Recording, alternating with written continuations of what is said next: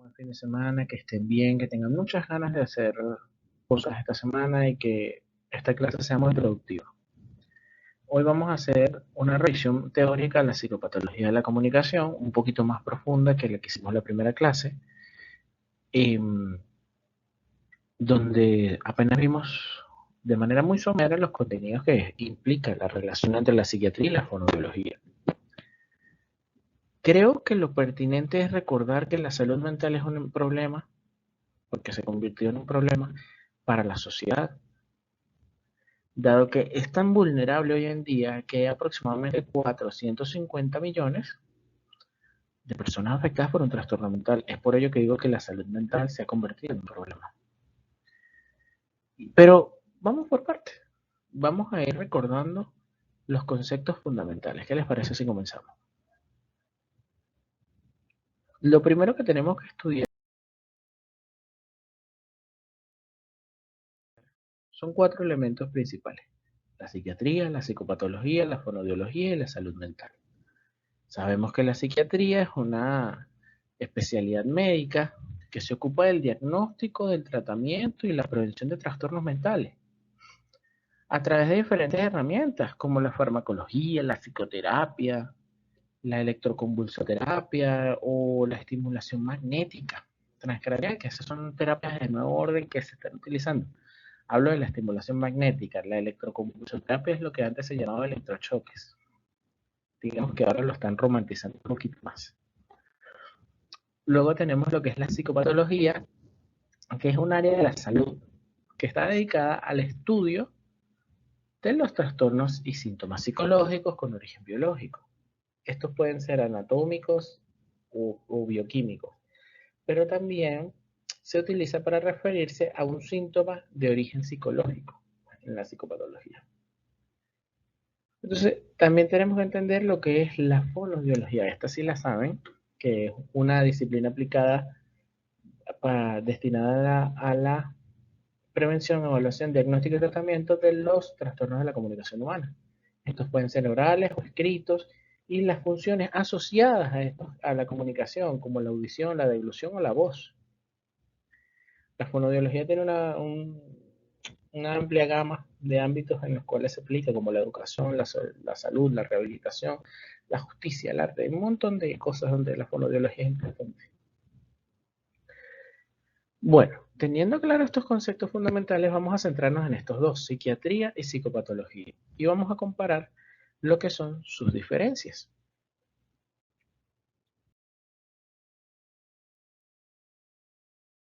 En este caso, tenemos que la psiquiatría es una especialidad médica.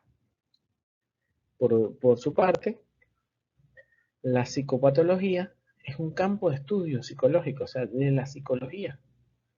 Mientras que la psiquiatría como especialidad médica se centra en la prevención, diagnóstico, tratamiento de los trastornos mentales, la psicopatología describe y explica los mismos.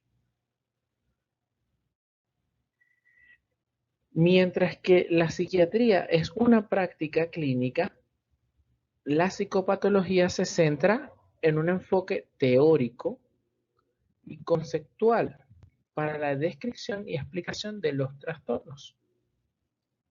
¿Ok? Entonces, ¿qué pasa con esto de la práctica clínica? Si tiende a ser un caso muy individual y a centrarse en lo que es la relación terapéutica y entre el paciente y el terapeuta, y utiliza las técnicas que mencionamos antes, la farmacología, la psicoterapia, esas cosas. En la psicopatología no se habla tanto de tratamiento, aunque sí hay un campo de la psicopatología que se atribuye la aplicación de los conocimientos de la psicopatología. Pero en cuanto a lo que es el enfoque teórico, se centra en las reglas, en los conceptos generales y en el análisis de las funciones psíquicas.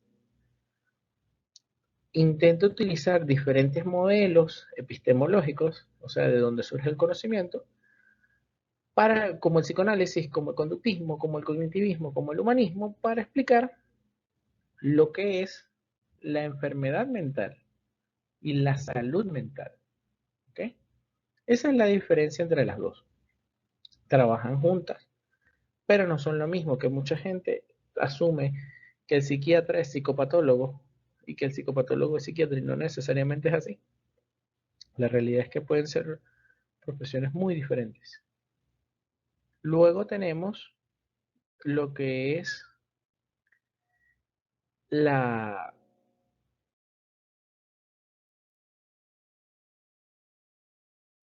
los enfoques de la psiquiatría. Los enfoques de la psiquiatría son varios, varios. Vamos a centrarnos en los más comunes. La psiquiatría general, que es la que se ocupa de los trastornos mentales frecuentes. Aquellos que tú dices, ansiedad, trastornos afectivos, trastornos psicóticos, trastorno de personalidad. Porque su fin es la atención integral personalizada de cada una de las personas que sufren estos trastornos. Aquí habla de un ámbito ambulatorio y de un ámbito hospitalario. ¿Okay? Aquí podemos encontrar que estos psiquiatras son los que vemos el día a día. Son las personas que cuando dicen vayan a un psiquiatra, entrevistan al psiquiatra, es esa práctica común. El que te dice, mire, no puedo salir de mi casa, me da mucho miedo al público. Y en la lógica sería que él iniciara un proceso de psicoterapia. Muchos administran psicofármacos para tratar a las personas. Luego tenemos la psiquiatría de la adicción. Miren, aquí se trata de consumo de sustancias y toda conducta adictiva. ¿Cuáles son las conductas adictivas? El juego, las compras, el sexo, la acumulación. Ofrece diagnóstico, prevención y tratamiento farmacológico y psicoterapéutico para las personas que sufren de estas afectaciones. Y ustedes dirán, ¿cómo un tratamiento farmacológico va a atacar el consumo de sustancias? Sabemos que cuando hay un periodo de desintoxicación se presenta lo que es el síndrome de abstinencia. Y para evitar complicaciones que pudieran conducir a una muerte espontánea o prematura, se toman psicofármacos paliativos de esos síntomas, o de esos signos, perdón, de manera que pudiera atravesar ese momento difícil que toca cruzar cuando una persona está desintoxicándose de una adicción. Esto aplica para todo. Hablo de drogas, hablo del juego, del sexo, de todas estas cuestiones. O sea, cuando una persona es de verdad dependiente de estos elementos, pues simplemente sufre por una especie de delirium tremens. Luego tenemos la psiquiatría geriátrica, que son los trastornos mentales muy específicos y que siempre se dan en las personas mayores. Demencia, Alzheimer, Parkinson, depresión. Y aquí también se orienta al diagnóstico, a la prevención, al tratamiento, pero en este caso nos adaptamos a las necesidades y a las características de los adultos mayores. ¿Okay? Dependiendo de cada caso se aborda diferente. En algunos casos, como el Alzheimer y la demencia y el Parkinson, que no tienen cura, se utiliza la medicación como cuidado paliativo para que la persona no sufra. En el caso de la depresión se busca una cura mediante el equilibrio químico, más no mediante la psicoterapia, porque mucha gente a esa edad no asiste a psicoterapia y no todo psiquiatra hace psicoterapia, cabe destacar. Muchos se quedan en los fármacos, la mayoría. Luego tenemos la psiquiatría de la discapacidad, que bueno, ellos tienen una psiquiatría que se trata de ocuparse de los trastornos mentales que vienen derivados de una discapacidad física o sensorial o intelectual. Puede ser autismo, puede ser síndrome de Down, una parálisis cerebral, un traumatismo craneoencefálico que deja una lesión cerebral severa y genera una alteración cognitiva. Igual, diagnóstico, prevención y tratamiento, pero ¿hacia qué lo orienta en este caso? Hacia mejorar la calidad de vida y a que esas personas se integren en la sociedad. Esta psiquiatría es un poco más orientada a lo que es la psicoterapia, sin embargo, es lo que les mencioné anteriormente, no todos los psiquiatras manejan la psicoterapia, muy pocos. Luego tenemos la psiquiatría forense, que se centra en los aspectos legales, en los judiciales, relacionados con todo lo que sea los trastornos mentales, los elementos como la imputabilidad, la capacidad, la peligrosidad o la responsabilidad los determina un psiquiatra forense. Porque en este caso no se trata del tratamiento, sino del peritaje, del asesoramiento y del acompañamiento de las personas que se ven involucradas en procesos penales, civiles o incluso administrativos, todo lo que tenga que ver con la salud mental en esos ámbitos.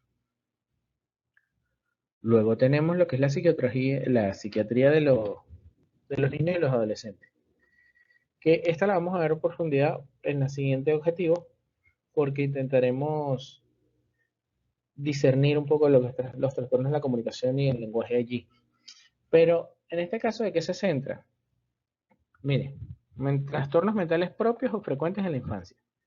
TDAH, trastorno de aprendizaje, trastornos de conducta, trastorno de espectro autista, entre otros, muchachos, muchos.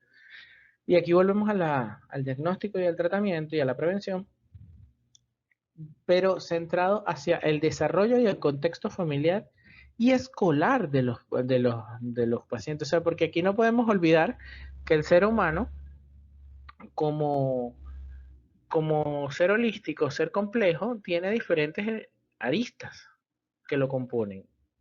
Y a entender lo que es el contexto familiar y el contexto escolar de ellos es sumamente importante, sobre todo en niños y adolescentes. Por último tenemos la psicofarmacología, que esta es la que más ven ellos, es la que más se ve, porque es la que se centra en el estudio y en la investigación y aplicación de los fármacos. ¿Okay? Cómo actúan sobre el sistema nervioso, qué efectos tiene sobre el estado de ánimo, sobre el pensamiento, sobre la cognición. Ellos prescriben, pero también hacen el seguimiento y la evaluación de los tratamientos farmacológicos. Es diferente a la administración común. O sea, normalmente te dan una pastilla y ya está. Este se dedica al estudio de esta relación y establece estudios de casos largos en el tiempo en los cuales se ven los efectos de la medicación.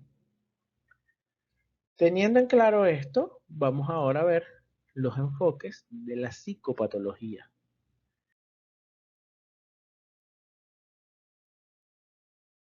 Aquí son muchos menos y mucho más sencillos de digerir, digámoslo así.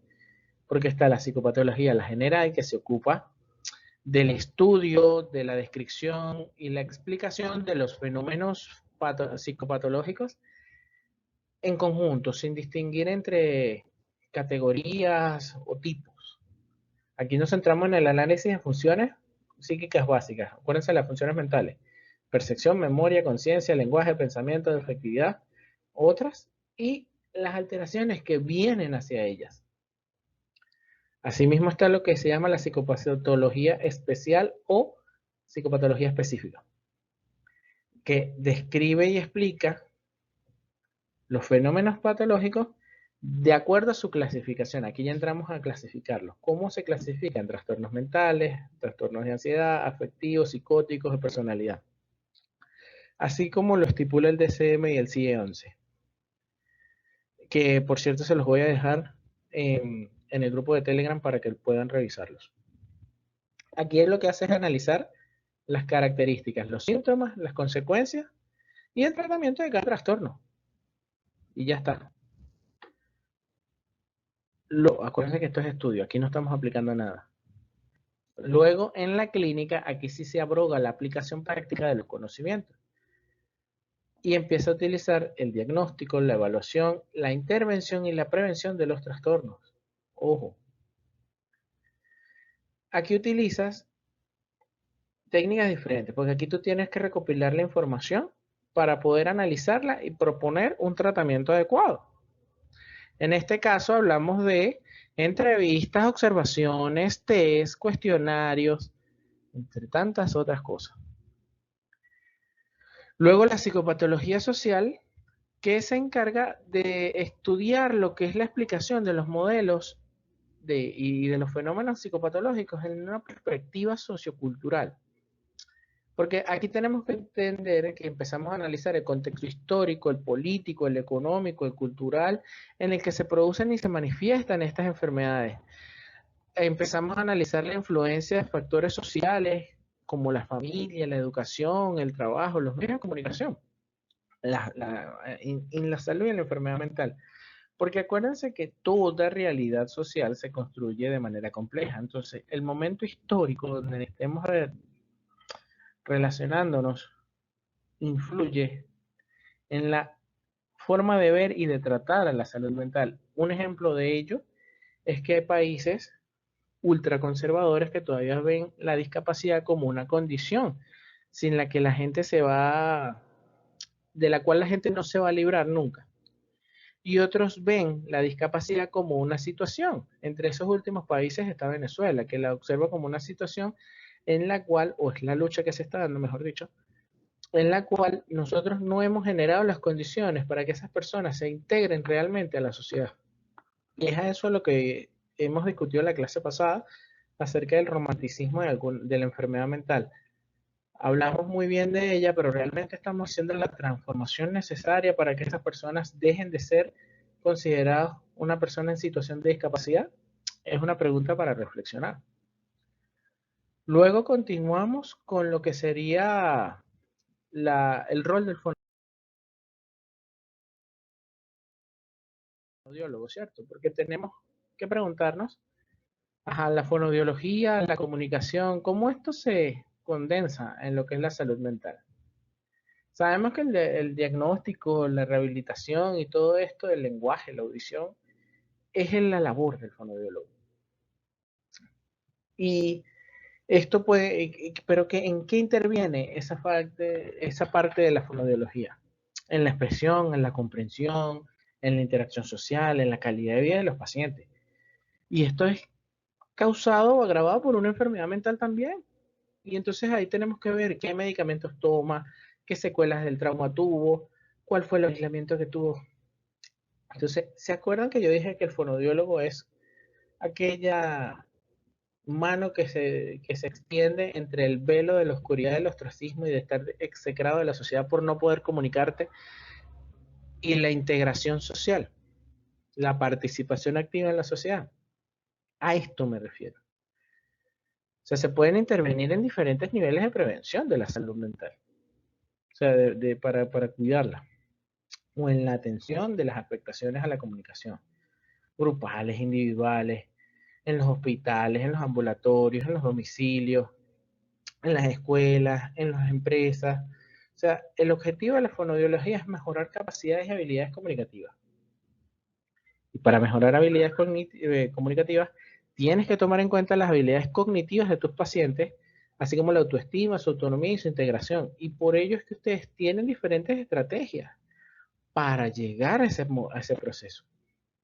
Entonces, ustedes son parte de ese equipo multidisciplinario que no siempre se cumple y deben estar dando esa visión sobre los aspectos comunicativos, sobre los pensamientos de la persona inherentes a la comunicación.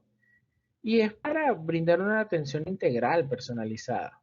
Ese es el rol del fonoaudiólogo en la salud mental. Pero entonces también tenemos que conocer la parte crítica. Ustedes saben que yo siempre les doy dos versiones de la historia.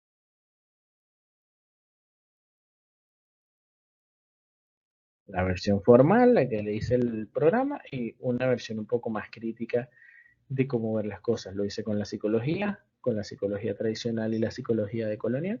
Lo hice con la psicoterapia. Lo hice en todos los elementos donde estábamos. Hoy vamos a verlo con la antipsiquiatría. ¿Por qué antipsiquiatría? Esto no es una crítica para destruir la psiquiatría, ni mucho menos, sino para transformarla. ¿Ok? Pero, ¿cuáles son los elementos de esta antipsiquiatría y qué es? O sea, primero que hay que entender que es un movimiento que cuestiona y critica la psiquiatría tradicional. ¿Ok? Pero por cuestionar y criticar no quiere decir destruir, sino transformar. Y es que lo primero que hace es que critica la noción que tenemos de enfermedad mental. Esa validación científica que se da, esa validación social que se da a lo que es la enfermedad mental, donde ser diferente a lo que nosotros conocemos como común ya te clasifica como enfermo. Y entonces se ignora lo que es la diversidad y la singularidad. Y eso es justamente lo que reivindica la individualidad y las diferentes formas de funcionar de las experiencias subjetivas que vive el ser humano. Eso es justamente lo que reivindica la antipsiquiatría. Luego también tenemos que se la pasa denunciando la psiquiatrización de la sociedad. Y quiero que se entienda esto porque las personas con trastornos mentales sufren de violencia institucional, de coerción, de estigmatización y de exclusión. En Venezuela se ha tratado de eliminar ese estigma, pero sin embargo tú no ves que las personas con trastornos mentales tengan mayores oportunidades ni en las instituciones del Estado y mucho menos en las privadas, porque todavía sobrevive ese estigma y esa persecución de que ellos no valen para trabajar, no valen para producir. Luego tenemos que es una propuesta alternativa de atención y de tratamiento porque se basa en el respeto, en la libertad, en la autonomía y la participación de los trastornos de las personas con trastornos mentales. ¿Por qué? Porque es que resulta que cuando tú ves la psiquiatría tradicional, ellos te ven como un objeto de estudio cuando eres el paciente y te separan en partes porque son una ciencia positivista y mecanicista que se centra solamente en las ramificaciones de un problema y no en la raíz. Entonces, cuando vayamos a atacar y a atacar los síntomas de una enfermedad, no nos podemos centrar solamente en paliar aquellos que vemos. Tenemos que atacar la raíz para tratar de solucionarlo. Eso es justamente lo que hace esto. ¿Qué involucra de diferente la psiquiatría, la antipsiquiatría? La colaboración de otros agentes sociales, las organizaciones, las comunidades, elementos de transformación directamente afuera, no solamente en el consultorio. Otra de las críticas que hace es la medicalización, la psicologización y la normalización de los problemas humanos. No todo problema requiere la atención de un psicólogo, no todo problema requiere ir a un médico y no todo problema es normal.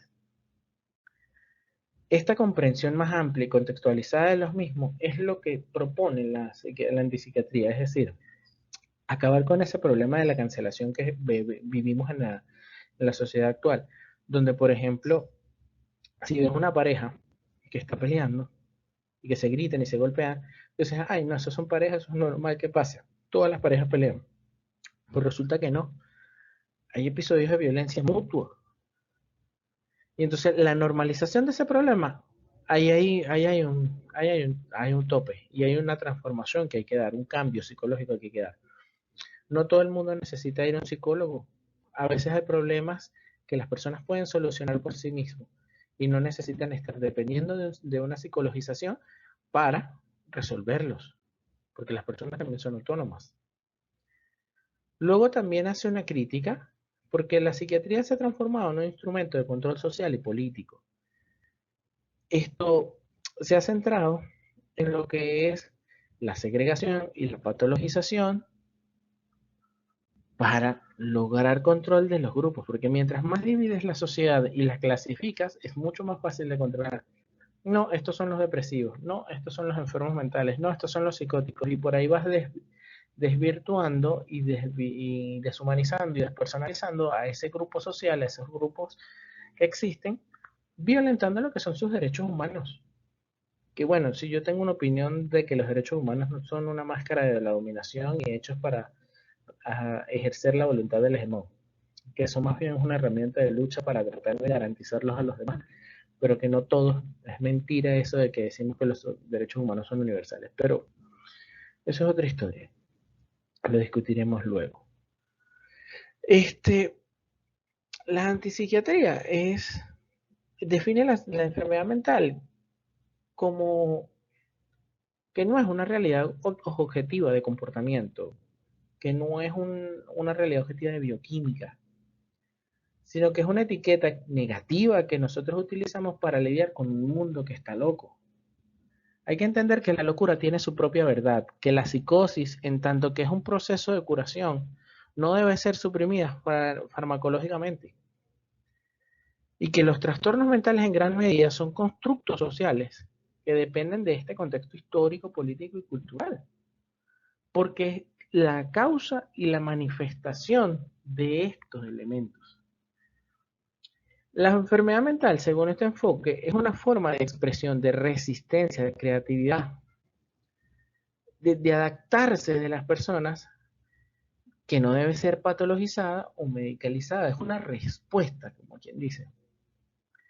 Esto no debe ser psicologizado, tampoco debe ser normalizada, sino debe ser comprendido, respetado y conseguir la sanación de estas personas con problemas mentales ofreciendo alternativas de atención y tratamiento diferentes a las que ya hay. Entonces, es importante hacer la crítica de la salud mental, hacer la crítica del rol del fonoaudiólogo y hacer la crítica de la sociedad actual, porque a eso es a lo que vamos.